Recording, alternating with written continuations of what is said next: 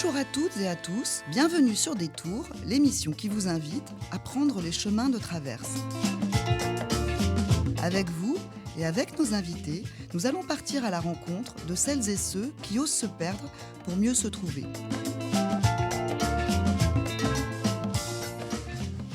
Chères auditrices et auditeurs de Radio Paul Bert, bonne année et bonne arrivée sur Détour, l'émission partenaire des associations MC2A, SOCoopération et l'Institut des Afriques. Il navigue entre diverses disciplines, l'anthropologie visuelle qu'il enseigne à l'Université de Bordeaux, le cinéma qu'il pratique en tant que réalisateur, l'engagement citoyen au sein notamment du mouvement burkinabé des droits de l'homme et des peuples. Au fil du temps, ces activités l'ont arrimé à divers rivages, à Natal au Brésil, au sein de l'Université fédérale Rio Grande do Norte, à Bamako au Mali, au sein de l'École des hautes études en santé publique, à Ouagadougou au Burkina Faso, à l'Institut supérieur de l'image et du son, à Bobo Dioulasso, toujours au Burkina où il a grandi, à Bordeaux où il vit depuis de longues années. Enseignant, chercheur, réalisateur, il vient nous parler de cinéma, de ses projets de films en cours au Burkina Faso et au Mali. Bonjour et bienvenue Dragos Ouedraogo. Bonjour Virginie. On va commencer par réactiver quelques souvenirs, je vais avoir besoin de votre aide. Si je vous dis Coco et Bolo Makoté et que je vous fais entendre ça.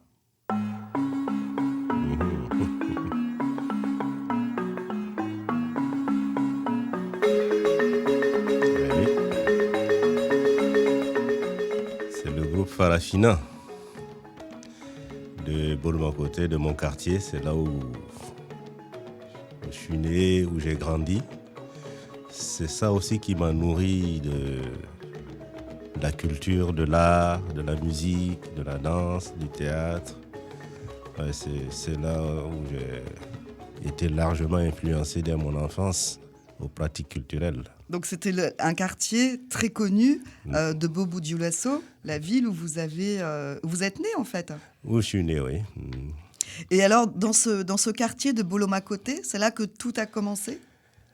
Oui, c'est là que tout a commencé, mon rapport à l'art, parce que c'est le quartier des artistes, où les rythmes des tambours, des xylophones, des instruments de musique, la danse, c'est en permanence de nuit et jour. C'est un quartier qu'on désigne sous le nom de quartier aux 1000 cabarets, avec ce qui sont des lieux où les gens vont consommer la bière du mille locale, mais aussi ce sont des lieux d'animation culturelle permanente. Et donc, quand on habite ce quartier, nous, en tant qu'enfant, pour jouer, on allait écouter la musique, on allait danser. C'est à portée de main, donc forcément, on est largement influencé. Maintenant, pour celui qui s'intéresse beaucoup plus, il va approcher les musiciens pour apprendre à jouer des instruments de musique. Et moi, derrière chez moi, là où j'habitais avec ma famille, il y avait un marionnettiste, quelqu'un qui fabriquait des personnages avec de l'argile. Et j'étais tout le temps fourré chez ce monsieur-là, parce qu'il faisait des scènes de vie avec ses marionnettes, ça m'a largement influencé. Ça a stimulé votre imaginaire, en fait. Oui, beaucoup. Et alors, si je vous dis en 3 mots, ça devrait être des espaces qui devraient vous parler, qui sont aussi des espaces de stimulation de l'imaginaire. Éden, Normandie, Rex. Et oui, c'est des lieux, évidemment, que j'ai fréquentés. C'est les salles de cinéma.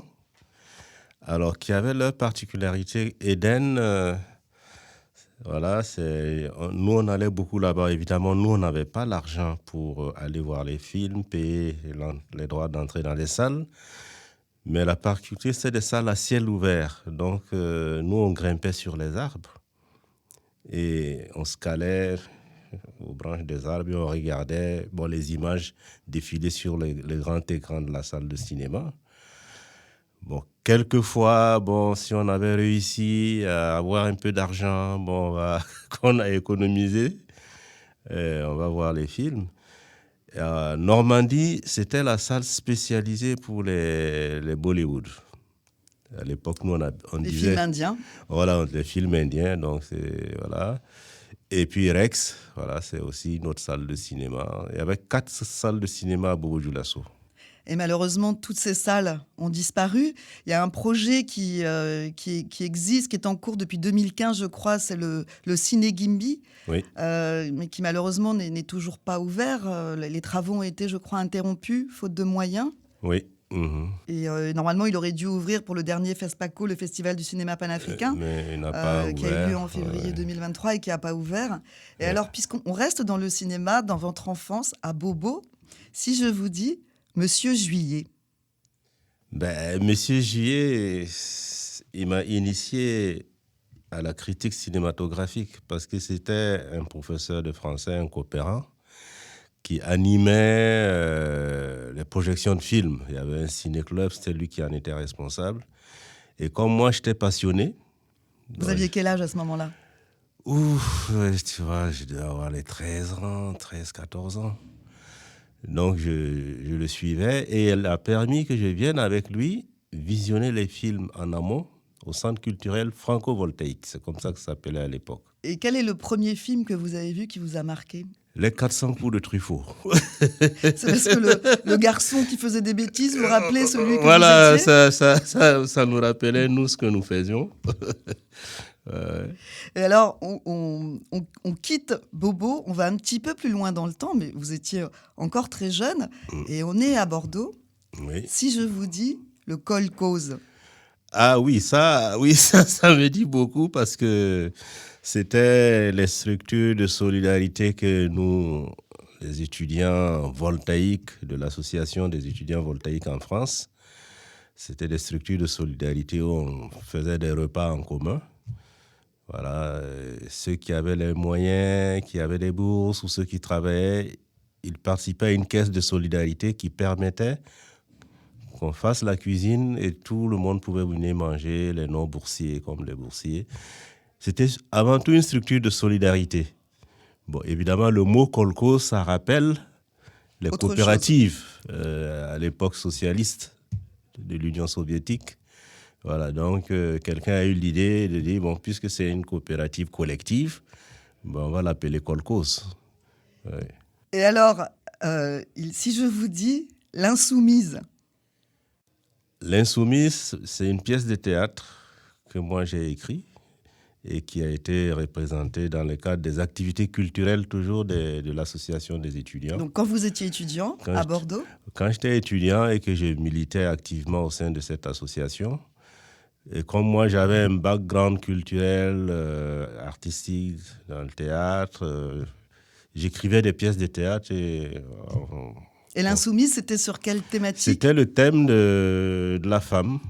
Donc, une femme qui refuse la domination et l'oppression, qui refuse un mariage qu'on veut lui imposer. Ouais. Donc ça, c'était dans les années 90. Ouais. Et c'était presque, entre guillemets, avant-gardiste Oui. par rapport à ce qui se passe aujourd'hui. Ouais. Et on fait encore un saut un peu plus loin dans le temps. Si je vous dis Norbert Zongo. Ah oui, là, ça rappelle, c'est un journaliste d'investigation qui a été assassiné Au Burkina Faso. 13 décembre 1998. Bon, c'est un journaliste que j'ai eu l'occasion de connaître parce que quand je partais au Burkina, bon, il m'invitait chez lui à déjeuner, bon, puis voilà. Et quand il a été assassiné, il y a eu un mouvement de révolte massif dans le pays. Et à ce moment-là, moi, je me suis dit, il faut que je fixe ce mouvement de révolte en image. Et donc, j'ai été avec ma caméra à des grandes manifestations dans les grandes villes comme Bobo-Dioulasso, Ouaga. Et j'ai décidé de faire un film documentaire sur l'assassinat de Norbert Zongo. C'est un assassinat politique. Il a été assassiné par le pouvoir qui était alors en place de Blaise Compaoré. Voilà, c'est ça. Pour le faire taire et faire taire tout le monde. Voilà, tous ceux qui avaient une volonté de dénoncer les turpitudes du régime. Et lui, bon, quand même, c'était courageux parce que il faisait des enquêtes, des investigations bien fournies et il publiait dans ce journal à l'époque qui s'appelait L'Indépendant. Voilà, le nom déjà implique la volonté d'indépendance critique, le type de journalisme dans lequel il s'est investi. Et malheureusement, ça lui a coûté la vie. Voilà. Mais il reste un symbole de lutte pour la liberté de la presse, pour la liberté d'opinion. Et depuis cette date, tous les ans au Burkina, il y a une commémoration de la date du 13 décembre 1998. En l'honneur de Norbert Zongo. Voilà. Alors en fait, l'air de rien, tous ces souvenirs que vous avez évoqués ont forgé l'homme que vous êtes devenu, le cinéphile devenu cinéaste, le citoyen engagé d'abord en tant qu'étudiant, puis plus tard notamment au sein de votre engagement pour faire perdurer la mémoire de Norbert Zongo, l'anthropologue aussi que vous êtes et qui est soucieux de faire société. Tout ça, c'était déjà en germe en fait, dès l'enfance finalement. Oui, alors c'est vrai, c'était en germe, mais je n'en avais vraiment pas conscience. J'allais voir les films, je participais à ces ciné-clubs du lycée parce que ça me passionnait.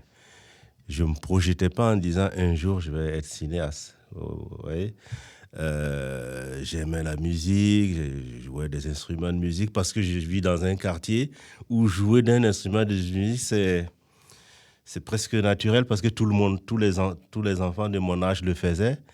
Et c'était directement accessible parce que c'est un quartier où il y a plusieurs groupes de danse, de musique, ainsi de suite. Alors, et évidemment,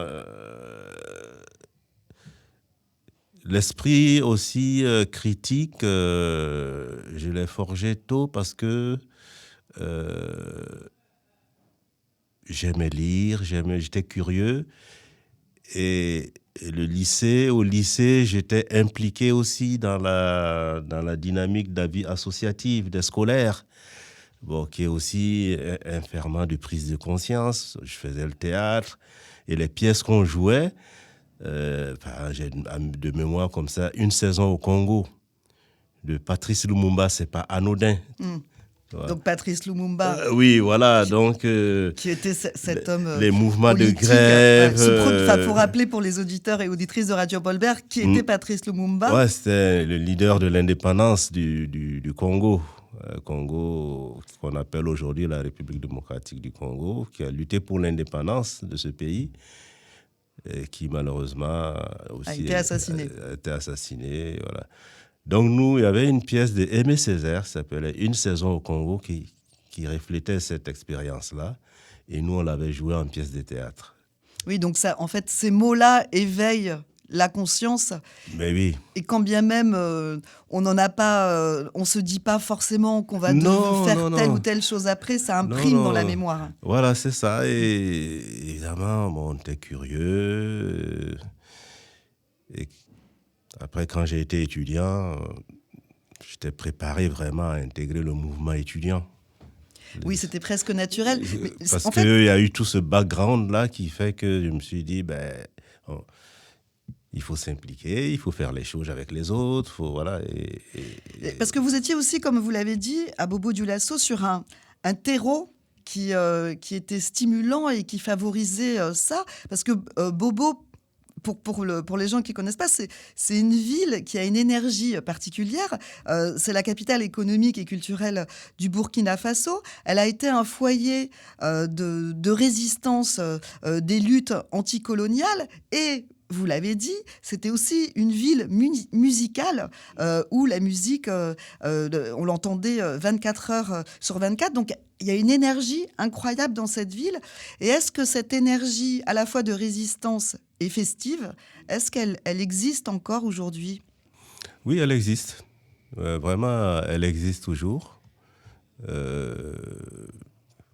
J'ai des échos. Je n'ai pas eu l'occasion ces derniers temps d'aller à Bobo-Dioulasso, mais j'ai des contacts. Et cette énergie, elle est toujours la même.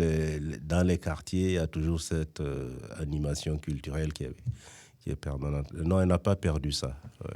Eh bien, on va y retourner, justement, si ça fait longtemps que vous n'avez pas eu l'occasion d'aller à Bobo-Dioulasso, dans la ville de votre enfance. Est-ce que vous connaissez le musicien burkinabé Karim Sanou, aka Jakassa ? Non, lui, je ne le connais pas. Eh bien, vous allez le découvrir. On va faire un petit tour grâce à lui par Bobo avec son compère Djely Karim. Ici, c'est Bobo et c'est sur Radio Paul-Bert.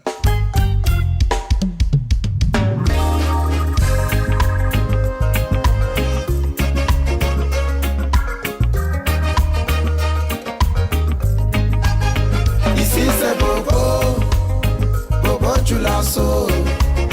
Ici c'est Bobo, Bobo Kadaye. Ici c'est Bobo, Bobo Djoulasso. Ici c'est Bobo, Bobo Kadaye. Walou danse, Faragweni Farafino, Walou bet enseignant. Walou danse, Anou Feya, Bobo. Walou danse, Baba ni chula ni siya lo beba fola. Walou danse, Afe, Bobo, Bobo Kadi. Rasta feelingi ban feya.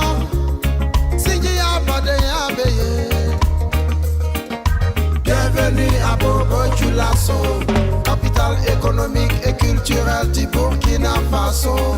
La belle cité de Sia t'accueille avec les serrures de Dafra et la grande mosquée de Djoulasso. Cette ville conçue à partir du village Kibitoué a vu passer des concurrents, des grands concurrents comme Samori Touré. La ville de l'imam Sakiti Sanou et de la princesse Kimi Ouattara. Hey.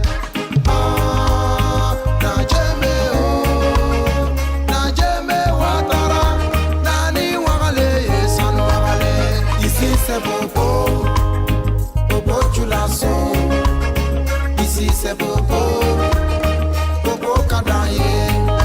Nineko Bobo Kadi, Fuika son Bobo Kadi. Capitale du football burkinabé, Bobo Djoulasso. Nico Korolenko, capitale culturelle, SNC Nifibo, Bobo Djoulasso. Mokoro bauni demisano fara nyoka mbebe kangele fo, oh Djoulasso. Himano Bobo Kadi, hibe milo eti milo, nebe na wole fuinyane. Oh, Djoulasso, Anuka Bobo Kadi.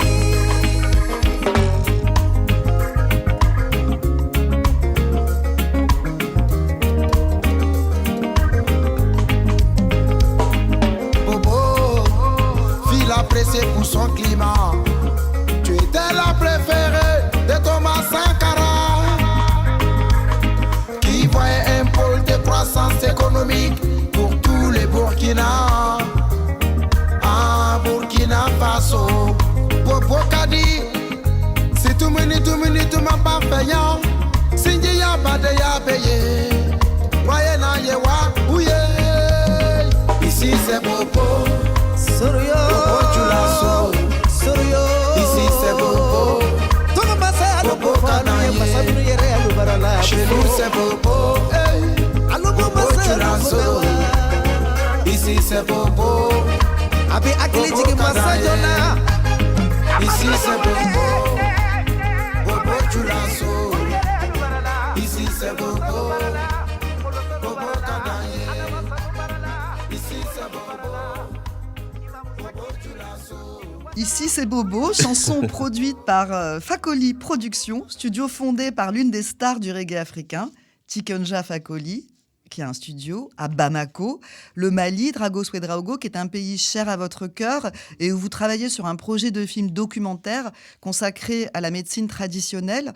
Qu'est-ce qui a motivé ce projet au long cours que vous avez déjà commencé depuis plusieurs mois ? Alors,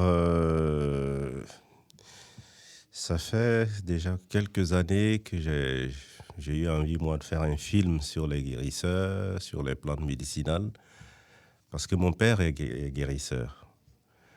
Bon, je n'ai pas eu l'occasion, moi, il ne m'a rien transmis, parce que moi, j'ai vécu la plupart du temps de ma jeunesse en France, donc je n'étais pas au contact avec lui pour qu'il me transmette son savoir. Mais à chaque fois que j'avais l'occasion de partir, je voyais que voilà, notre cours était tout le temps rempli de gens qui viennent pour pour des soins, des consultations, etc. Et moi, je me suis dit, bon, je vais valoriser ce qu'on ne m'a pas transmis, parce que c'est un savoir qui est extrêmement important pour la santé des populations. Donc, voilà. J'avais toujours eu envie de faire un film. Et j'ai commencé un film que j'ai tourné au Burkina sur la médecine traditionnelle. Mais pour des concours de circonstances diverses, je ne l'ai pas monté encore, ce film. Et là, je vais au Mali dans le cadre de un programme d'enseignement et de recherche à l'École des hautes études de santé publique. À Bamako. À Bamako. Il se trouve que dans cette école de santé publique, ils ont inscrit dans les champs de leurs préoccupations la médecine traditionnelle au Mali. Et donc, l'Institut de recherche qui est rattaché à cette école mène un programme de recherche sur la médecine traditionnelle. Ils ont même organisé des colloques auxquels j'ai participé sur cette thématique-là. Et l'idée de faire un film a été évoquée au cours de nos discussions. Et ils m'ont dit, bon, toi qui es cinéaste, tu es vraiment bien placé pour qu'on puisse réaliser un documentaire sur ce thème-là. Donc en fait, c'est faire un film pour valoriser cette médecine traditionnelle. Et ce qui est joli dans ce que vous dites, c'est que d'un côté, vous dites que votre père ne vous a pas transmis puisque vous êtes parti jeune du Burkina. Mais il y a quand même une histoire de transmission qui s'est faite parce qu'en tout cas, il vous a transmis l'envie de vous intéresser à la médecine traditionnelle et de faire plus que de vous y intéresser puisque vous voulez la valoriser. Donc, quelque part, il y a quand même quelque chose d'important qui a été transmis. Si la pratique n'a pas été transmise, l'intérêt et la prise en considération de l'importance de cette médecine, elle a été transmise. Elle a été transmise, mais j'avoue que j'en ai pris conscience tardivement. J'avais un oncle qui était venu se faire soigner à Paris. Je lui ai rendu visite. Et dans les échanges avec moi, il m'a dit, bon, toi et tes frères et sœurs, j'ai quelque chose quand même à te dire. Votre père, il sait beaucoup de choses, mais je ne vois aucun d'entre vous vous intéresser à ce qu'il fait. Et il me dit, crois-moi, votre père, c'est un grand guérisseur. Intéressez-vous davantage à ce qu'il fait. Et là, ça a allumé une lumière. Et les vacances qui ont suivi, quand j'ai été... j'ai essayé d'en savoir un peu plus. Bon, mais j'ai posé maladroitement une question comme ça. J'ai dit, bon, moi j'ai des soucis d'infection urinaire. Est-ce qu'il sait ça? Il m'a dit, bon, je sais ce que tu veux savoir. Et il m'a dit, suis-moi.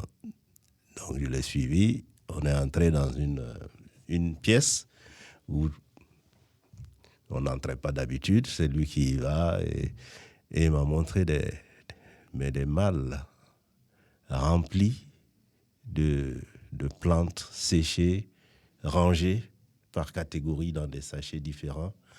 Et il prenait certains et il m'expliquait, bon, ça par exemple, cette plante-là, on ne la trouve pas ici. Je le trouve dans la région de Ségou au Mali, avec d'autres guérisseurs comme moi. Donc, il m'expliquait. Tu vois, et c'est là où je me suis dit, en effet, oui. Oui, vous avez pris conscience, en fait, de l'ampleur de son savoir. De son savoir, mais qu'il le faisait avec beaucoup de discrétion. Beaucoup de discrétion. Bon, les gens qui venaient, bon, il les reçoit, et après ils repartent avec Ce qu'il fallait pour se soigner. Voilà, c'est ça. Et c'est tout. Lui-même, il disait pas aux gens, moi, je suis un guérisseur. Non. Ça se savait comme ça. Voilà. Alors, justement, c'est pas forcément toujours évident d'accéder aux guérisseurs parce qu'il y en a beaucoup qui sont discrets. Ouais. Et ceux qui ne le sont pas, souvent, c'est plutôt les charlatans qui qui mettent font en la scène pub. un soi-disant savoir. Et donc, dans le cadre de ce film sur lequel vous travaillez depuis un certain temps au Mali autour de la médecine traditionnelle, ça implique un gros travail de recherche, j'imagine, sur le terrain, auprès des guérisseurs et des praticiens. Et en quoi ces méthodes d'approche du terrain sont-elles différentes ou complémentaires de celles que vous pouvez mettre en œuvre en tant qu'anthropologue? Est-ce que ça vous aide, en fait, cette double casquette?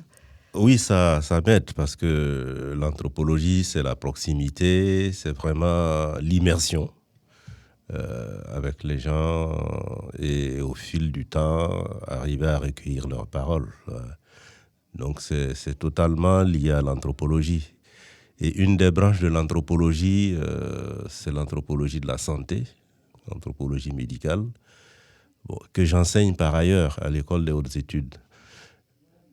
La méthode de recherche en anthropologie m'a été très très utile d'abord pour approcher ces gens que je ne connaissais pas.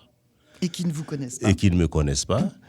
Établir du lien, de la confiance, passer par des médiations aussi de personnes en qui ils ont confiance, qui me présentent.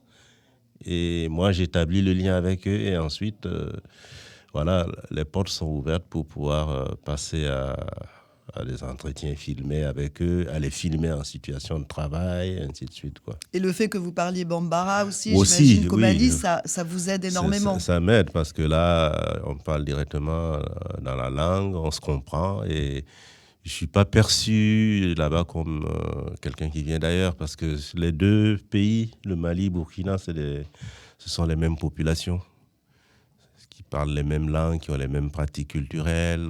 Il y a un fond commun vraiment. Ouais. Et puis moi-même, dans ma famille, j'ai des frères qui ont grandi au Mali. Oui, donc en fait, c'est un Donc, peu du cousinage. Il y a oui, vraiment, il y a des grande... relations même familiales entre les Maliens et les Burkinabés. On se connaît beaucoup, quoi. Et alors, la médecine traditionnelle, elle est trop souvent représentée comme étant figée dans une forme d'ancestralité, mais elle peut aussi être innovante grâce aux recherches des praticiens qui continuent à chercher, contrairement à ce qu'on peut imaginer. Et est-ce que cette dimension, elle est présente dans votre film ? Oui, elle est présente parce que les praticiens que j'ai rencontrés sont eux-mêmes dans cette dynamique-là.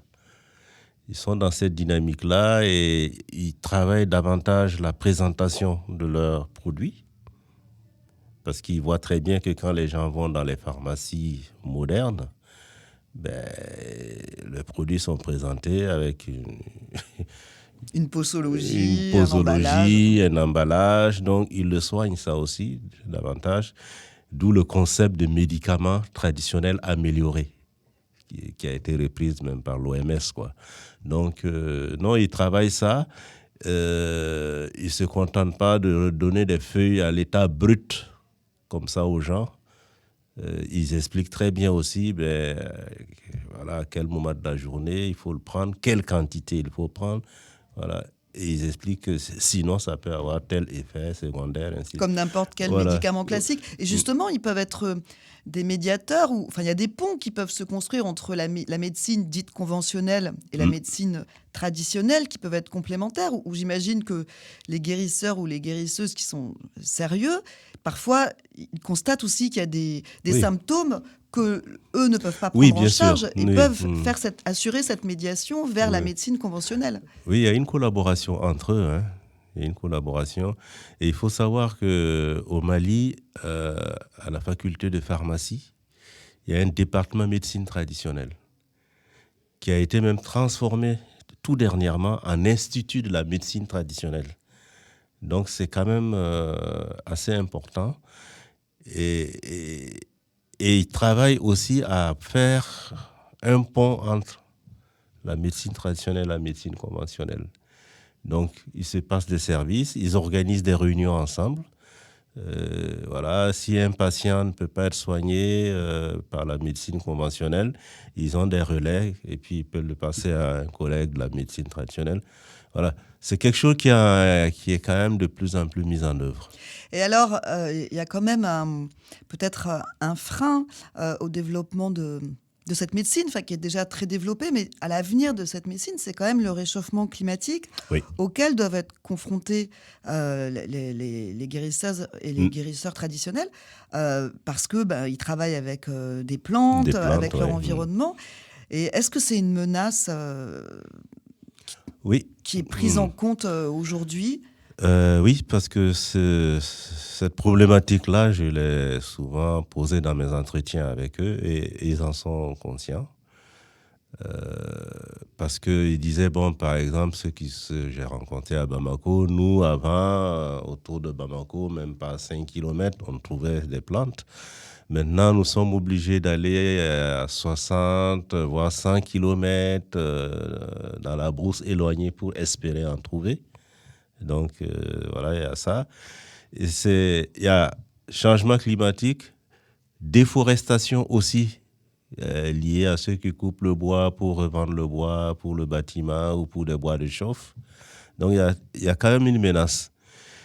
Et alors, certains guérisseurs regroupés en coopérative m'ont dit qu'eux, ils ont l'idée même de créer des champs, des espaces où ils vont replanter. Pour cultiver leurs propres plantes. Oui, c'est ça. Et alors, le film, là, il en est où ? C'est-à-dire, vous avez déjà filmé un certain nombre de ces guérisseurs et guérisseuses. Vous avez beaucoup de rushs ou alors c'est... J'ai beaucoup de rushs. Donc là, quand je repars, c'est pour faire encore quelques séquences en allant avec des guérisseurs sur les lieux même où ils vont chercher les plantes. Et il s'inscrit dans quel cadre, ce film ? Donc c'est fait en partenariat avec l'école des hautes études où vous enseignez à Bamako. Mm-hmm. Et ensuite, il va pouvoir circuler un petit peu, être diffusé au Mali et dans d'autres réseaux qui travaillent autour de cette thématique. Oui. C'est prévu, c'est vraiment diffusé au Mali, dans d'autres pays d'Afrique. Donc là, il est presque abouti, en fait. Presque abouti. Il va y avoir le montage et la post-production. Il y aura tout un travail de post-production, mais pour le tournage, en tout cas, l'essentiel est fait. Alors, on va rester au Mali avec une figure montante de l'afro-mandingue. Prix découverte RFI 2022. À la ville, elle est Awa Diallo. Sur scène, elle est Blakadé. Gasma au contrôle. Nemana bashila, nenana benela. Jamana nyamina, fo jamana kagila. Sengebe mauka, fo senge kakele kaba. Kongo be mauka, fo kongo kakele kaba. Siya wolo makele o katabila. Fantani fama bede kelenye. Kongo ni minamo kapapeu. Kene ani kalango kasabati. Enceinte nina popo la paix. Enceinte nina faso keleku. Ajote nina jama kilaku. Ajote nina faso tinuku. Antoro la nina, anyani na nina. We don't care more for my land and the phone. Bega obligi jo. Anjoro la nina, owolo la nina. Shukoni tu cheche. We don't care more for my land and the phone. Bega obligi jo. Mali esoi, maliende ya mamone donela. Maliende ya mamalo ya noe. Niko inga jamana koe. Siya olomate yande. Maliende matel kamalo ya noe. Mali esoi. Siya olomate yande. Nemana bashila, nenana benela. Jamana nyamina, fo jamana kagila. Sengebe mauka, fo senge kakele kaba. Kongo be mauka, fo kongo kakele kaba. Siya wolo makele o katabila. Fantani fama bede kelenye.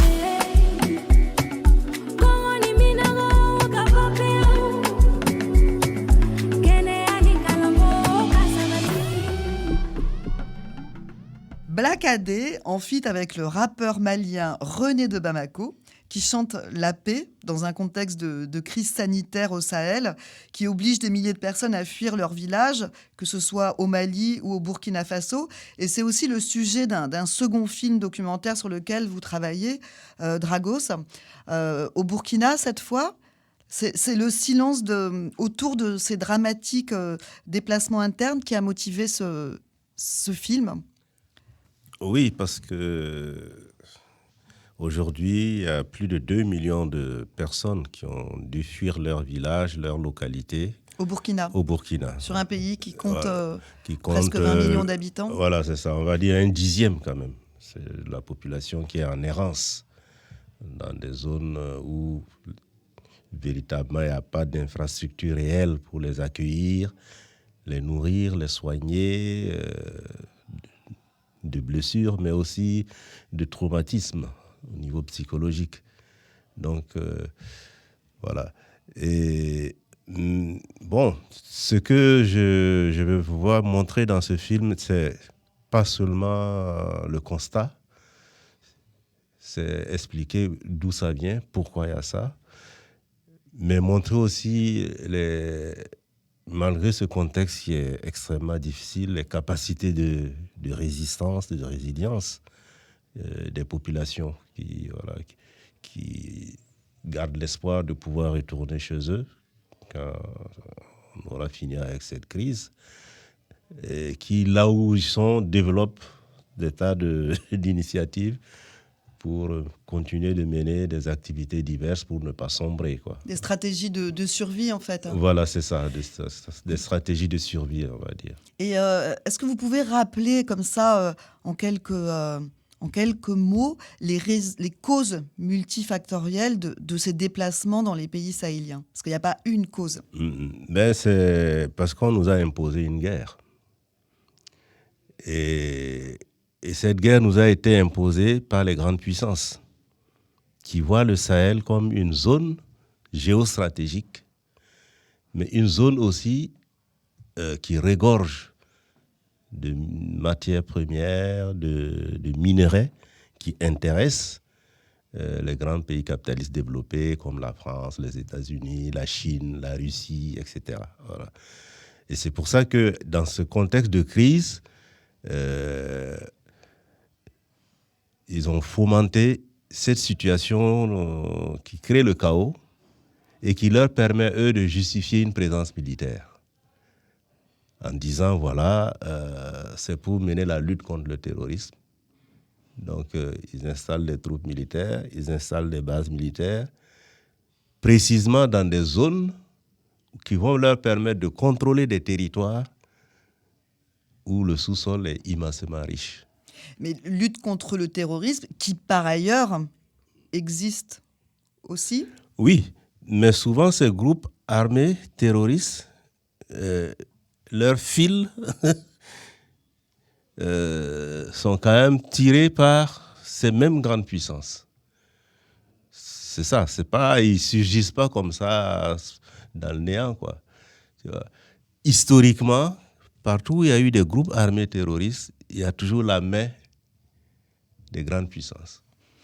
Et puis, il y a aussi un contexte climatique qui fait que, entre autres, parce qu'il y a aussi malheureusement des crises interethniques dans un pays où il y a une soixantaine d'ethnies qui cohabitaient bon an mal an, et notamment celle des Mossi, qui sont plus agriculteurs, et celle des Peuls qui sont plus éleveurs, et qui a arrivé à cohabiter, même si parfois il y avait des tensions. Mais aujourd'hui, malheureusement, il y a des exactions de part et d'autre qui sont voilà, qui sont le terribles. contexte de crise est exploité évidemment par aussi bien des politiciens locaux, parce que tout ça ne se fait pas comme ça...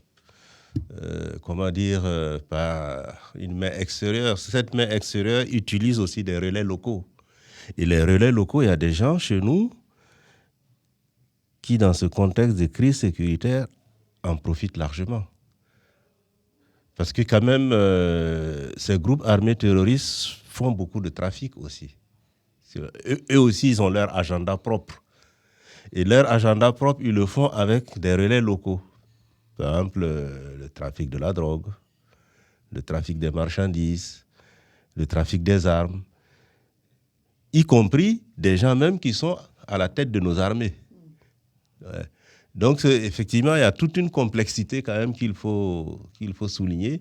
Et la question aussi des conflits intercommunautaires qui sont agités par les gens en jouant sur les différences ethniques, parfois les différences confessionnelles.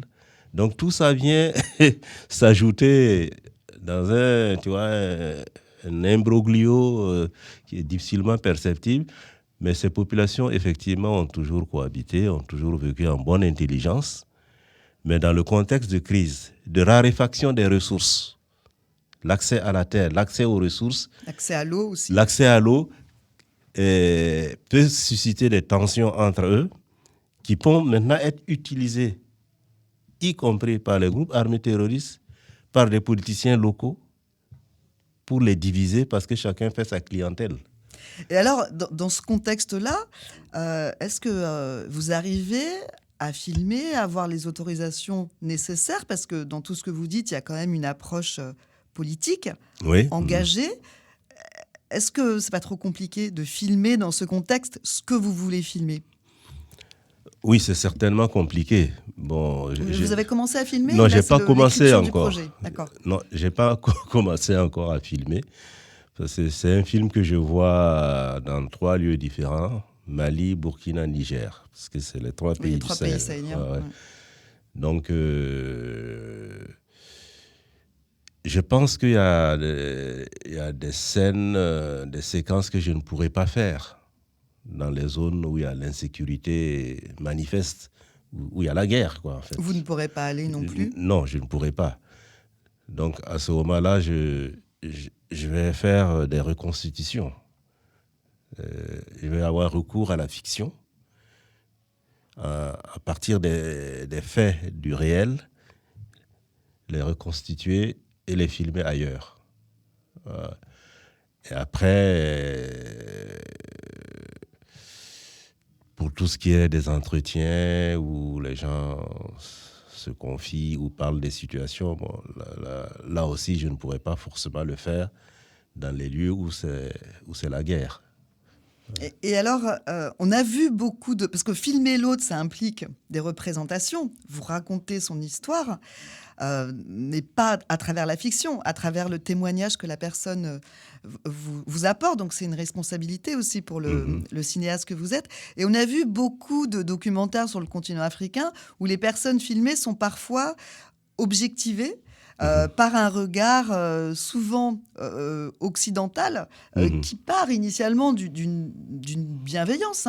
Oui. Ça ne veut pas dire qu'il est malveillant à chaque fois, mais il y a quand même une objectivation de ces personnes-là. Est-ce que le fait d'être un cinéaste originaire de cette région sahélienne, est-ce que ça vous protège de cet écueil? Non, ça ne me protège pas. Je pense que si moi j'ai une éthique et une conviction, je mets un dispositif qui m'amène à être dans un total respect de la personne que je filme. Même le cadrage que je vais faire sur cette personne, sur son visage, sur son corps, je vais le faire vraiment avec un respect profond pour qu'à l'image, cette personne ne paraisse pas dans une posture où il est infériorisé, où on est condescendant vis-à-vis de la personne. Non. Et le fait de venir de là, non, ça ne me protège pas. C'est surtout si soi-même, on fait la démarche consciente d'avoir une éthique dans le processus de la réalisation du film. Et de le garder tout le temps. C'est pas facile. On ne réussit pas toujours. Oui, d'autant que, d'après ce que vous dites, ça veut dire que parfois au montage, quand on filme, on ne voit pas forcément tout. Et peut-être qu'au montage, vous pouvez être confronté à des images où vous allez justement sentir cette infériorisation de Oui. la personne, qui peut être un témoignage important pour le film, mais si vous sentez ça, tant pis, vous renoncez à ce témoignage, vous Oui, préférez couper. Oui, je préfère, oui. Ça m'est déjà arrivé, par exemple, quand je faisais le film sur Norbert Zongo, j'en ai profité aussi pour filmer sur d'autres assassinats. Parce que je voulais montrer qu'au-delà de Norbert Zongo, c'est une situation générale de crime, de sang et d'impunité dans le pays. Donc, je me souviens, j'ai été dans une localité à la frontière avec le Togo où ils ont un membre de la famille, qui est un enseignant à la retraite, qui a été sauvagement assassiné. On l'a traîné comme un fagot de bois jusqu'à la cour du chef royal, qui était un allié du régime de Blaise Compaoré à l'époque. Et ils l'ont bastonné jusqu'à le tuer. Bon, et j'ai réuni cette famille pour écouter leurs témoignages. Alors, la personne la plus âgée de la famille, qui a pris la parole en premier, a fondu en larmes. Et moi, j'étais en train de filmer. Bon, après, ils sont venus me taper à l'épaule et dire que vraiment, il faut arrêter parce que c'est pas bon de montrer le vieux là en train de pleurer. Bon, j'ai arrêté. Quand il a repris ses esprits, on a repris le tournage. Au montage, mon technicien monteur, il voit cette image, parce que j'avais quand même pu filmer. On voit ce vieux en train de fondre en larmes, de pleurer comme un gamin, quoi. Il lui dit, mais c'est bouleversant d'émotion, il faut qu'on garde ça. Moi, je lui dis non, je ne peux pas garder ça, parce que au moment où je filmais, les gens m'ont dit que vraiment, c'est pas bon de montrer ce vieux en train de pleurer. Et moi-même, je suis de cette culture. Et je comprends pourquoi ils disent ça. J'ai dit, non seulement si je garde cette image, je vais pas respecter ma parole que je leur ai donnée. Et deuxièmement, pour moi-même, ça transgresse fondamentalement le rapport à l'ancien qu'on a dans notre culture. Et lui, il m'a dit, mais non, écoute, vraiment, tu rates quelque chose là, vraiment. Tu vois. Donc, effectivement, on peut ne pas se rendre compte au montage, mais au moment du montage, toujours cette démarche de garder une éthique, elle doit être présente, quoi.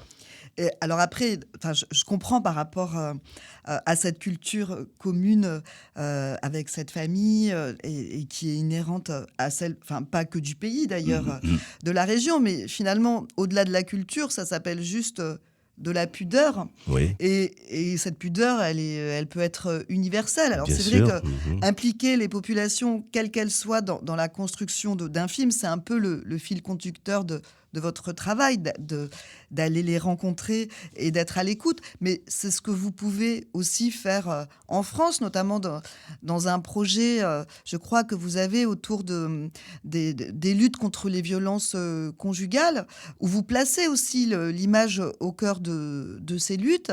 Et là aussi, j'imagine que les témoignages des femmes que vous rencontrez, quand bien même ça se passe en France, d'où qu'elles viennent, vous respectez aussi cette pudeur, malgré la violence dont elles vont témoigner. Oui, totalement. Je respecte ça. Et voilà, il y en a qui ne souhaitent même pas être vus à l'image. Je dis, bon, ben, c'est pas grave, on va respecter ça. Il y en a qui souhaitent être vus, mais dans une certaine posture. Non, c'est une ligne de conduite pour moi qui est valable partout, en fait. Et ça, c'est un projet avec la mission locale de Haute-Garonne, c'est bien ça ? Alors, ce qui se passe, c'est qu'il y a un comité de pilotage qui regroupe des collectivités territoriales, des associations, donc qui m'accompagnent dans ce projet. Eux s'occupent du volet gestion administrative, recherche de moyens, logistique, financier pour le film. Voilà. Et c'est la mission locale de Haute-Garonne qui dirige ce comité de pilotage. Mais le film, il a commencé ou pas encore ? J'ai pratiquement fini le tournage. D'accord, mais comment vous faites pour faire 3 films quasiment en même temps, Dragos ? En plus de vos occupations par ailleurs d'enseignant et tous vos engagements ? Ouais, voilà, c'est vrai que ça demande une gymnastique. La tête au Mali, la tête au Burkina, la tête à Bordeaux. Ouais, mais bon. Mais la tête à l'écoute, en fait, le point commun, c'est quand même la tête à l'écoute des souffrances de l'autre, quelle qu'elle soit Oui. et où qu'il soit. Oui, je pense, oui, c'est ça.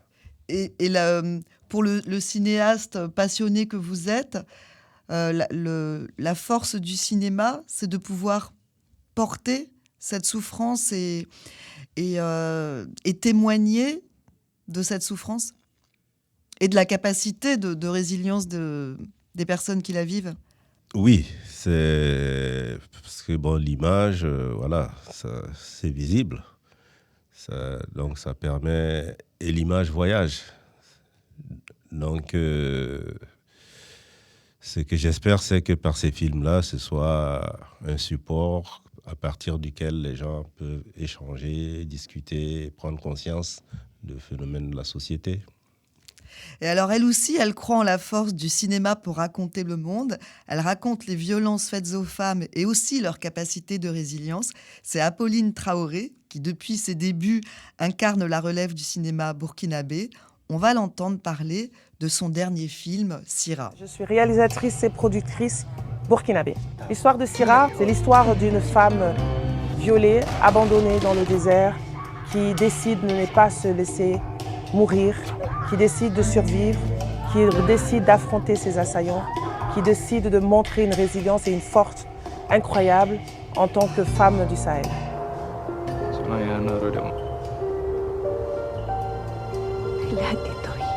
J'ai choisi ce thème tout simplement parce que mon pays et le Sahel vivent dans la détresse depuis un certain moment et je suis une artiste et pour contribuer à la lutte contre ce terrorisme, j'utilise mon art pour en parler.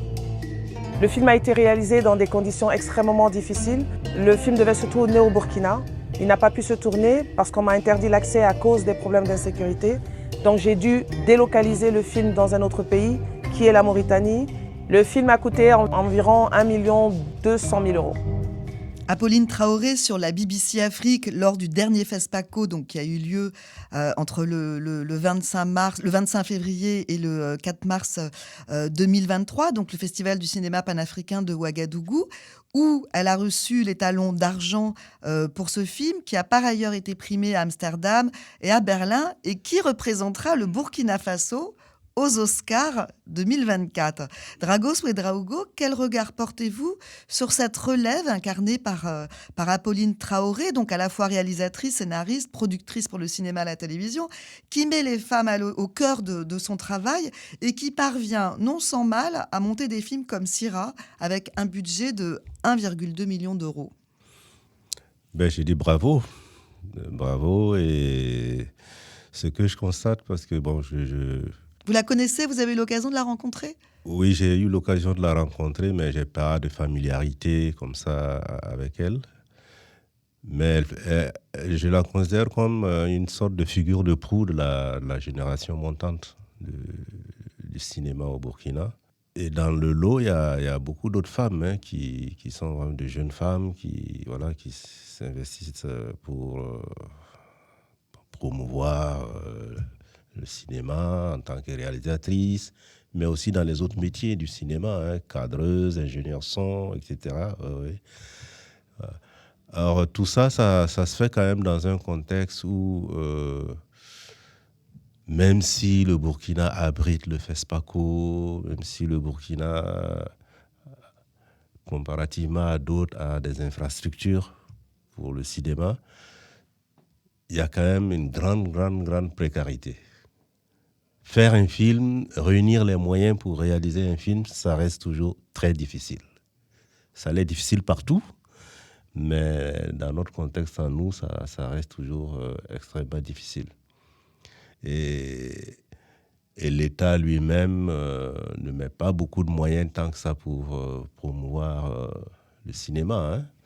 Ouais, donc ça veut dire qu'il y a le FESPACO, donc qui est ce festival incontournable. C'est une vitrine qui existe depuis, je crois, 1969. Oui, c'est ça. Et en même temps, on a l'impression qu'il y a cette vitrine qui a lieu tous les 2 ans. Mm-hmm. Et en dehors de ça, finalement, il n'y a pas d'accompagnement sur le long terme? Non. Il n'y a pas de soutien sur le long terme? Très peu. Très peu. Et en fait, le cinéma tient par la volonté et le travail des cinéastes eux-mêmes. Mais au niveau de l'État en tant que tel, vraiment, pour mettre les moyens qu'il faut pour que les gens puissent produire des films, les faire circuler, etc. À ce niveau-là, au-delà des discours, des circonstances, il n'y a pas réellement une volonté politique de le faire. Et puis, j'imagine aussi qu'il y a certaines thématiques qui peuvent arrêter les États, comme votre projet de film sur les populations déplacées au Burkina. J'imagine que ce sera compliqué de trouver un soutien auprès de l'État burkinabé Ah oui, ça c'est... pour accompagner ce film.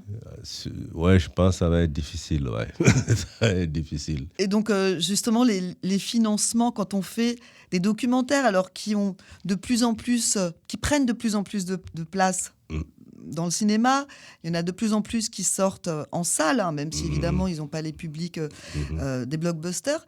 Comment on fait pour trouver des fonds pour financer des films comme celui sur les populations déplacées dans les pays sahéliens, comme celui sur lequel vous travaillez au Mali, sur la médecine traditionnelle, comme celui sur les violences faites aux femmes, même si là, il y a plus une institution, peut-être d'autres institutions qui accompagnent. Comment vous faites ? Bon, moi, selon le thème du film, j'essaie de solliciter aussi des fondations qui, dans le champ de leurs activités, s'intéressent à ce domaine. Par exemple, sur la question de la médecine traditionnelle, là, c'est l'Institut de recherche où on m'a confié la responsabilité d'un centre de production audiovisuelle. Donc là, au Mali ? Là, au Mali. Donc, pour ce film-là, c'est l'Institut de recherche, l'École des hautes études de santé publique qui met les moyens. D'accord. Et eux-mêmes, ils ont dit, nous mettons les moyens, même si ce n'est pas des gros moyens, ça nous permet au moins de faire le film. Donc, on n'attend pas des subventions ou autres pour le faire. De façon autonome, on le fait. Pour les populations déplacées, là, je compte, parce que j'avais déjà fait un film sur l'exploitation minière au Burkina, qui avait été soutenu par une fondation danoise. Eux, ce qui les intéressait dans ce film, c'est qu'il y avait la dimension protection de l'environnement qui les intéressait, parce qu'avec l'exploitation minière, on déverse des produits toxiques dans la nature. Donc, voilà. Et je pense qu'ils pourront encore m'accompagner sur la question des populations déplacées. C'est une fondation danoise. Oui, donc il y a toujours des biais comme ça. Il y a des biais comme ça. Ce n'est pas des structures qui, forcément,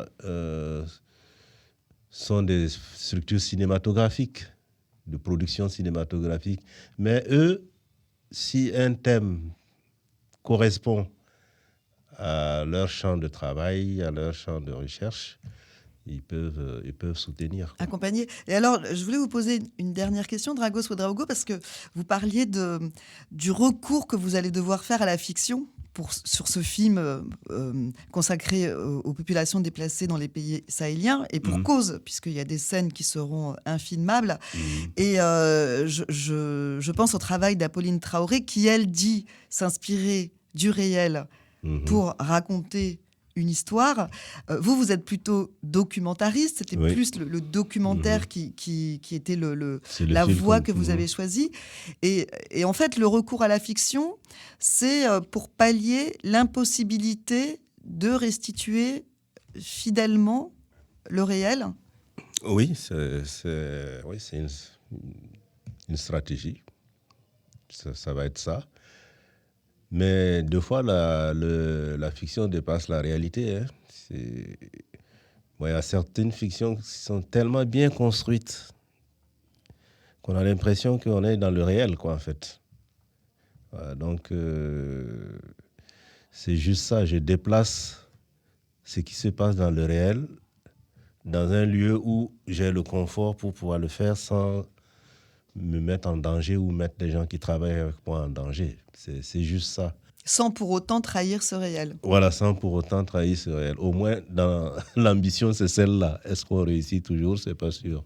Donc vous allez travailler là avec des comédiens ou des comédiennes? Non, ça pas forcément. Ça va être des gens qui eux-mêmes sont des... Ils ont vécu, ils ont fui les zones et on va restituer comment ils fuyaient, quels les dangers, qu'est-ce qui les poursuivait, comment ils... Voilà, c'est eux-mêmes en fait. Qui vont rejouer en fait. Ils vont rejouer ce qu'ils ont vécu.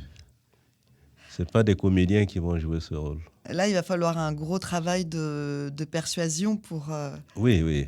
les amener à accepter ça, bien que ça puisse avoir des conséquences cathartiques aussi pour eux de revivre ça autrement. Je dois dire que les gens qui m'accompagnent sur ce projet-là, dont une association qui est beaucoup investie dans le travail et l'accompagnement des populations déplacées.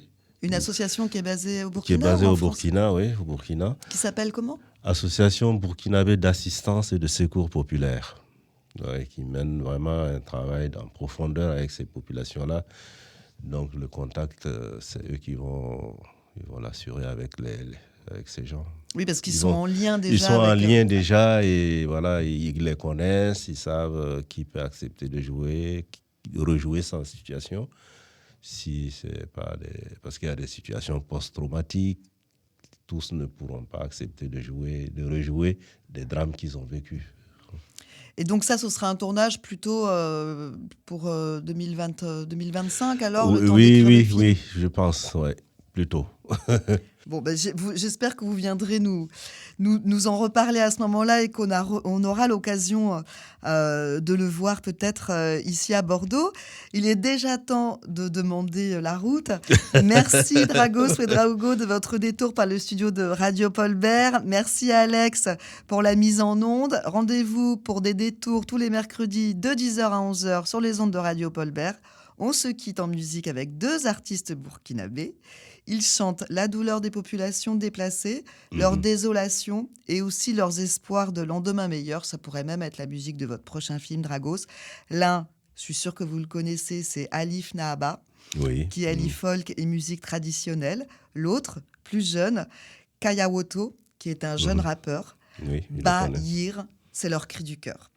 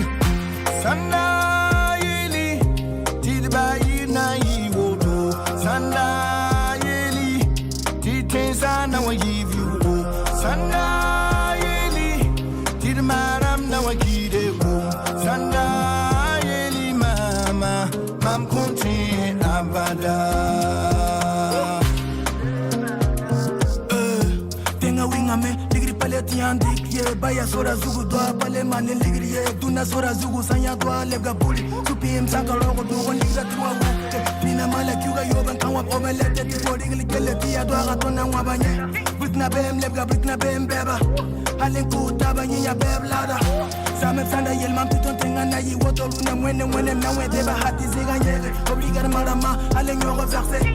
Digri balama, allez ndere puto. Je ne tombe ça, mais t'es pas rappelé pour papa. Et comme les briques, c'est comme des papa. Comme quand la pa qui aime ta la tempo, beurre na yinere. Sana yeli, tilba yina yigoto. Sana yeli, tite sana wa yivu. Sana yeli, tilmaram na wa kideko. Sana yeli mama, mam kunti abada. Nuna ya bosen ta la tempo, beurre na yinere. Kasoka tui wa bam sondata ye. Ta la tempo, beurre na yinere. Kumla yabre wa bam samba uda ye. Sama sana loga na uomoto.